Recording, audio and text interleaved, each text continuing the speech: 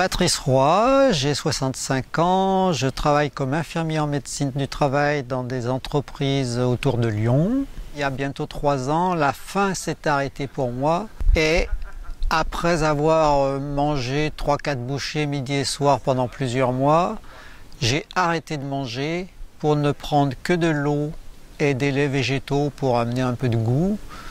Donc pendant 1 an et demi, j'ai vécu sans aucun fruit, aliment, viande, produits laitiers, rien de tout ça.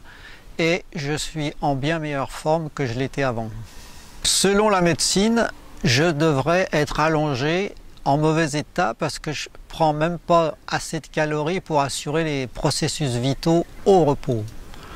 Or, en pratique, je fais régulièrement un peu de gymnastique où je fais des mouvements pour les abdominaux. J'en faisais autour de 100-150.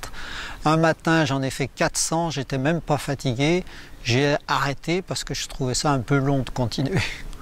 Donc, ça m'a absolument pas diminué l'énergie, au contraire. La santé s'est améliorée parce que j'avais une tendinite de hanche pendant des années qui me gênait tous les jours, chaque fois que je mettais le pied par terre en me levant, en descendant de la voiture. J'ai fait tous les traitements classiques et parallèles possibles, rien, je prenais des calmants tous les jours. En 2 mois de changement alimentaire, plus de tendinite de hanche, j'ai jamais repris de calmants. Alors, j'ai lu des tas d'explications, celle que je préfère, c'est celle de l'énergie universelle. Toutes les grandes civilisations passées ont parlé d'une énergie universelle. Et assez récemment, il y a 3 physiciens qui ont évoqué l'hypothèse du champ de Higgs, qui serait une énergie primordiale. Et en 2012, une grande découverte scientifique a été le fait de capturer des bosons de Higgs qui confirment cette énergie primordiale, qui décrivent comme baignant tout l'univers, identique partout et avant les 4 grandes forces que sont la gravitation, l'électromagnétisme et les 2 forces nucléaires faibles et fortes. En lisant ça, c'est exactement les descriptions des anciens, c'est extraordinaire. Et il n'y a pas besoin de puiser cette énergie dans les aliments parce qu'elle est partout autour de nous.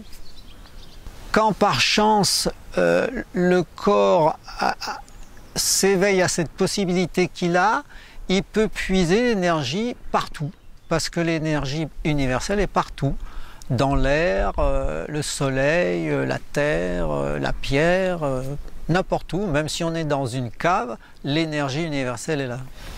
C'est assez étonnant à vivre, très honnêtement, j'en fais l'expérience, mais je ne sais même pas comment ça marche. C'est-à-dire que le corps ne maigrit pas au-delà d'un certain poids? Eh bien, c'est ça qui est étonnant. Il y a un moment où le poids se stabilise. Et les 2 critères, c'est le poids qui diminue plus et c'est l'énergie qui est non seulement aussi bonne qu'avant, voire plus grande qu'avant. J'ai un copain médecin que j'ai connu il y a très longtemps. Il était interne, on se côtoie depuis 30 ans, on aime bien faire des choses ensemble. Et quand il a vu que j'arrêtais quasiment de manger, il ne comprenait pas. Il me disait qu'il ne fallait pas que je continue comme ça, que c'était dangereux, que les carences alimentaires apparaissent tardivement, mais elles sont irréversibles. Quand il m'a dit ça, je me voyais sur un lit d'hôpital avec les reins déglingués et tout ça, et je lui ai dit, prescris-moi un gros bilan sanguin, que je suis allé faire piquer le lendemain. Quand j'ai eu les résultats, j'ai regardé, bon, j'étais tout de suite rassuré parce qu'il y avait même des paramètres qui s'étaient améliorés par rapport à mon dernier bilan sanguin quand je mangeais normalement. J'avais un taux de vitamine E largement au-dessus de la norme. La vitamine E a un rôle anti-inflammatoire et je pense que c'est ce qui m'a guéri. Le corps a sécrété de la vitamine E anti-inflammatoire qui a dû guérir la hanche qui souffrait quotidiennement. Et quand j'ai envoyé les résultats au copain médecin, il ne m'en a jamais reparlé. Pour lui, c'est incompréhensible. Vous êtes toujours copain? Oui, mais il y a un moment, on était un peu en froid, quoi. Il a dû vous pardonner presque. Il me disait, bon, on fait souvent un bowling, et puis après il me disait, viens au restaurant à côté. Je dis oui, mais tu sais, je mange pas. Donc je prenais un thé en le regardant manger. Il me dit, mais tu veux pas une entrée, tu veux pas un thé? Le bowling, vous faisiez du sport ensemble? Ouais, on a souvent fait du canyoning, plein de choses ensemble. Et ça lui est pas venu à l'idée que tout ça c'était pas vrai, vous mangez en douce? Mais non, mais il a vu que j'ai perdu 15 kilos. Ça, il peut pas dire que c'est pas vrai. Et alors, ce qui m'a fait marrer, on est allé au restaurant, moi je prenais un thé, et il a pris un gros dessert, alors que d'habitude, il prend pas de dessert, comme s'il fallait qu'il compense ce que je mangeais pas. Ça, c'était rigolo. Et en le voyant prendre le dessert, ça vous donne aucune envie? Ah non, non, non. Je distingue la faim de l'envie. La faim, c'est un processus biologique naturel qui a des centaines de millions d'années. Et si on n'y répond pas, ben, ça s'accentue, il y a des symptômes, on n'est pas bien. Et ça, c'est pas votre cas? Ah non, depuis ce changement que j'ai connu, je n'ai jamais faim. Mais l'envie, elle continue. L'envie, elle est émotionnelle, mentale. Et l'envie, si j'y cède pas, elle passe en 5 minutes. Et je n'ai aucun désagrément physique derrière.